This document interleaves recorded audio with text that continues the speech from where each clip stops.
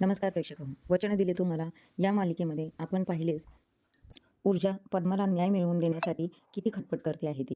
हर्षवर्धन जहागीरदार जो ऊर्जेच्या आई वडिलांचा भूतकाळ आहे त्यानंच नेमकी ही ऊर्जेच्या विरोधात पद्माची केस घेतलेली आहे.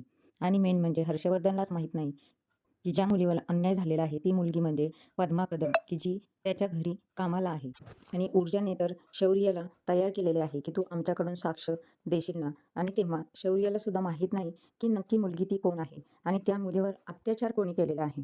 जेव्हा शौर्याला कळेल की तो मुलगा म्हणजे त्याच्या बहिणीचा होणारा नवराच आहे, त्यावेळी शौर्याचे एक्सप्रेशन्स काय असतील.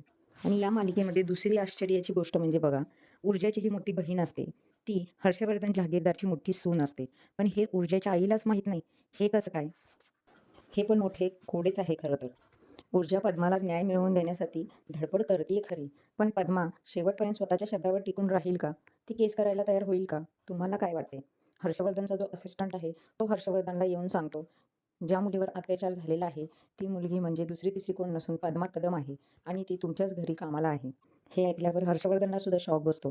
तो म्हणतो आता ही केस तर एकदम पर्सनल झालेली आहे, फॅमिली मॅटर झालेला आहे. आता ही एकदम चातुर्याने हँडल करावी लागेल मला. आणि तो गाडी अरेंज करायला लावतो. पण त्याचा जो ड्रायव्हर असतो तो आजारी असल्यामुळे गाडी चालवायला कोण नसते. तेवढे शौर्य तिथे येतो आणि तो त्याला म्हणतो की तुम्ही कशाला हे छोटे मोठे कामं करता, मी करतो, मी जाऊन येतो, केस हँडल मी करतो हे. तेव्हा तो हर्षवर्धन म्हणतो आता मला तुझ्याकडून शिकावं लागेल की मी काय करायचं ते. मग ड्रायव्हर नसल्यामुळे शौर्य त्याच्याबरोबर गाडी चालवायला जातो आणि ते त्या चाळीत येतात. हर्षवर्धन पत्ता विचारत पद्माच्या घरी पोहोचतो आणि पद्माला तो झालेला प्रकार विचारतो आणि पद्मावर आपण किती तुझ्यावर उपकार केलेत ह्याची सुद्धा तो तिला जाणीव करून देतो. आणि पद्माला त्या दिवशी नक्की काय झालं, तिच्यावर जबरदस्ती करणारा मुलगा कोण होता हे सुद्धा तिच्या तोंडून वधवून घेतले आहे. तेवढ्यात ऊर्जा सुद्धा तिथे बाहेर येते आणि शौर्याला गाडी शेजारी उभा असलेला बघते. तेव्हा ती म्हणते तू इथे कसा काय?